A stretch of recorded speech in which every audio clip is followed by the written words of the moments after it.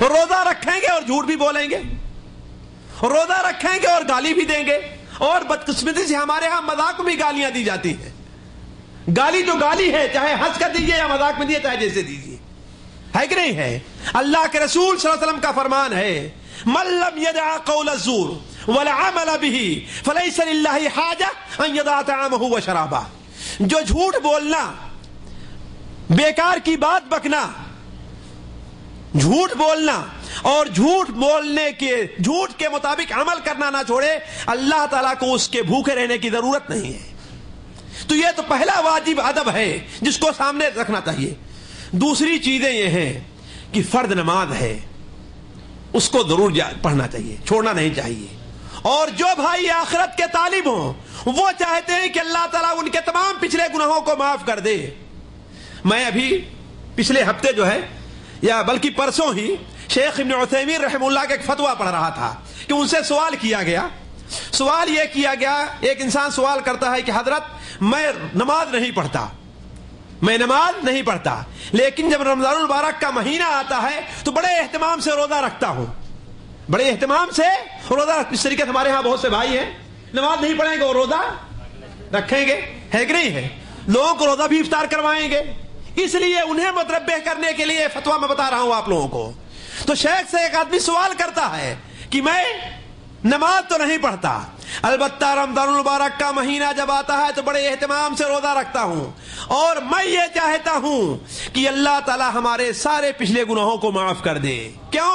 اس لیے کہ اللہ کے رسول صلی اللہ علیہ وسلم کا فرمان ہے کہ جو شخص ایمان کے ساتھ اور ثواب کی نیت سے رمضان المبارک کا روزہ رکھے گا, اللہ تعالیٰ اس کے سارے پچھلے گناہوں کو معاف کر دے گا, ہے کہ نہیں ہے؟ تو اگر کوئی انسان نماز نہیں پڑھتا اور روزہ رکھتا, اس کے سارے پچھلے گناہ معاف کرو گے, اسے نماز پڑھنے کی ضرورت ہی نہیں ہے. ایک صاحب کہنے لگے کہ بھائی دیکھیے مجھ سے نماز میں کوتاہی ہوتی, میں نماز نہیں پڑھتا, لیکن ایسا کرتا ہوں کہ میں سال میں ایک عمرہ ضرور کر لیتا ہوں, اور عمرے کے بارے میں یہ ہے کہ جو انسان عمرہ کر لے گا اس کے سارے پچھلے گناہ معاف ہو جائیں گے, تو ہم نے جو گناہ کیا سارے ہمارے گناہ دھل گئے. یہ شیطانی چکر ہے. مجھے یاد آیا, ہمارے بڑے بھائی قاری صاحب موجود ہیں, ہمارے ناظم احمد رحمہ اللہ ایک چٹکلا سنایا کرتے تھے کہ ایک شخص تھا, وہ روزہ کبھی نہیں رکھتا تھا اور سحری روزانہ کھاتا تھا. وہ روزہ کبھی نہیں رکھتا تھا اور سحری روزانہ کھاتا تھا. تو اس سے لوگوں نے کہا کہ ارے اللہ کے بندے, جب تو روزہ رہتا تو سحری کیوں کھاتا ہے؟ کہا کہ تم بھی عجیب آدمی ہو, روزہ بھی نہ رکھوں اور سحری بھی نہ کھاؤں, بالکل کافر بن جاؤں میں. تو ایسے ہمارے یہ بھائی کہتے ہیں نماز بھی نہ پڑھیں اور عمرہ بھی نہ کریں, بالکل کافر بن جائیں. نماز بھی نہ پڑھیں, روزہ بھی نہ رکھیں, بالکل کافر بن جائیں, یہ کیسے ہوگا؟ تو شیخ رحمہ اللہ نے جواب دیا, ہاں. تو اس شخص نے کہا میں نماز تو نہیں پڑھتا, البتہ روزے بڑے اہتمام سے رکھتا ہوں, میں چاہتا ہوں کہ اللہ تبارک و تعالی ہمارے گناہوں کو معاف کر دے. لیکن ایک شخص نے مجھ سے کہا کہ تمہارے اس روزہ رکھنے سے کوئی فائدہ نہیں ہے, تو کیا اس کی بات صحیح ہے؟ شیخ نے جواب دیا کہ ہاں اس کی بات صحیح ہے, اس کی بات صحیح ہے. اس لیے کہ جو انسان نماز نہیں پڑھتا اور مطلقاً نماز کو چھوڑتا ہے, شیخ رحمہ اللہ کا فتویٰ ہے کہ وہ انسان مذہب سے خارج ہے. ایک چیز. دوسری چیز یہ کہ شیخ نے کہا کہ رمضان المبارک کا روزہ رکھنا انسان کے گناہوں کا کفارہ ہے, لیکن اللہ کے رسول صلی اللہ علیہ وسلم نے اس کے ساتھ شرط لگائی ہے. وہ کیا شرط ہے؟ مسلم شریف میں حضرت ابو ہریرہ رضی اللہ تعالیٰ عنہ کی روایت ہے کہ آپ نے کیا بیان فرمایا صلی اللہ علیہ وسلم؟ آپ نے کیا بیان فرمایا کہ الصلوات الخمس, 5 وقتہ نمازیں, والجمعۃ الی الجمعہ, اور ایک جمعہ سے لے کر کے دوسرے جمعہ تک, اور ایک رمضان دوسرے رمضان تک کے گناہوں کا کفارہ ہے, بشرطے کہ انسان اذا اجتنبت الکبائر, اگر بڑے بڑے گناہوں سے انسان اپنے آپ کو محفوظ رکھ رہا ہے. تو روزہ بھی رکھتا ہے اور نماز بھی نہیں پڑھتا, روزہ بھی رکھتا ہے گالی بھی دیتا ہے, روزہ بھی رکھتا ہے جھوٹ بھی بولتا ہے, تو ایسا روزہ اس کے گناہوں کا کفارہ نہیں ہے. تو عرض کرنے کا مقصد یہ ہے کہ روزے کا پہلا واجبی ادب یہ ہے کہ انسان اپنی زبان کو رکھے, حرام کمائے نہیں، حرام کھائے نہیں، حرام بولے نہیں، حرام سنے نہیں، حرام دیکھے نہیں، اور نماز کا خصوصاً جماعت سے نماز کا اہتمام کرے۔ یہاں تو ہمارے بھائی 1 بجے 2 بجے تک دکانیں کھولیں گے، اس کے بعد جائیں گے اطمینان سے کھانا پکائیں گے اور کھائیں گے اور سو جائیں گے صبح 9-10 بجے تک۔ فجر کی نماز کا کوئی اہتمام نہیں ہے۔ ایسے آدمی کے لیے روزہ کسی کام کا نہیں ہے۔ اس کے بعد دوسری چیز یہ ہے کہ مستحب آداب جو روزے کے ہیں اس کا انسان اہتمام کرے۔ مثال کے طور پر ایک مستحب ادب یہ ہے کہ انسان سحری کھائے، سحری کھائے، لیکن سحری کب کھائے گا؟ جب سحر کا وقت ہوگا تو، یہ نہیں کہ 2 بجے کھا کر کے سو گیا ہے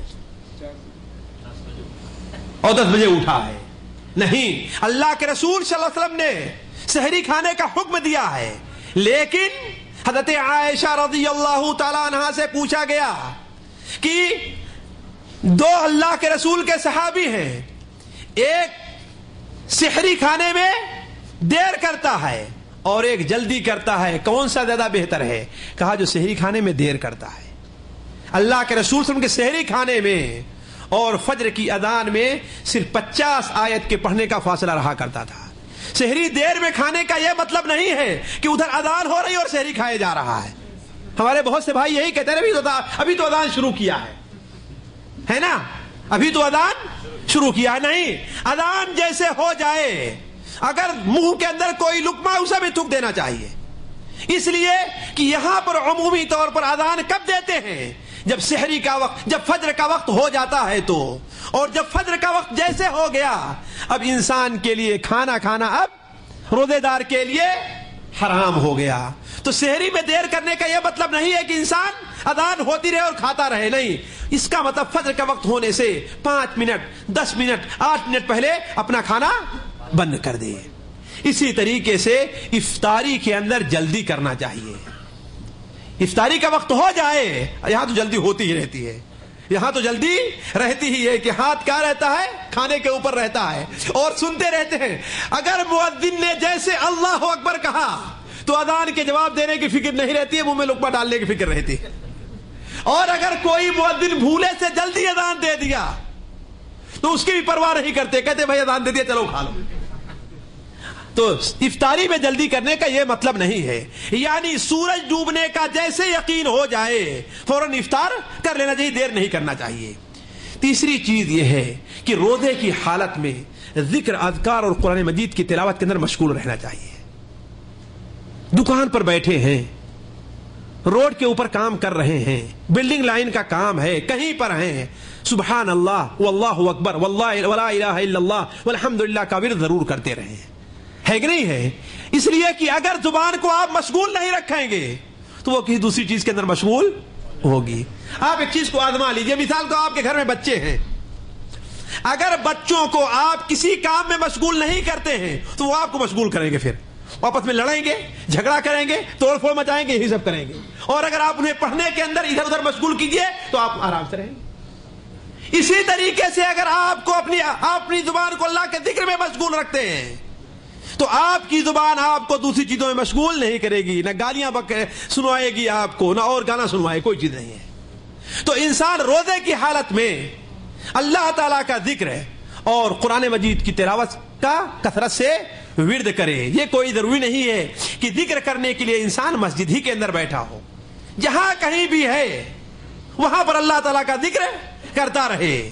کھیتی کا شغل ہو کہ تجارت کا کاروبار، مولا سے لو لگی ہے تو خلوت سے کم نہیں، جہاں کہیں بھی ہے اللہ تعالیٰ کا نام لے رہا ہے۔ اسی طریقے سے روزے کی حالت میں کثرت سے نفلی نماز اور صدقہ اور خیرات کا اہتمام کرے، کثرت سے صدقہ اور خیرات کا اہتمام کرے۔ صدقہ اور خیرات کے سلسلے ہمارے ہاں بہت سے لوگ کوتاہی کرتے ہیں،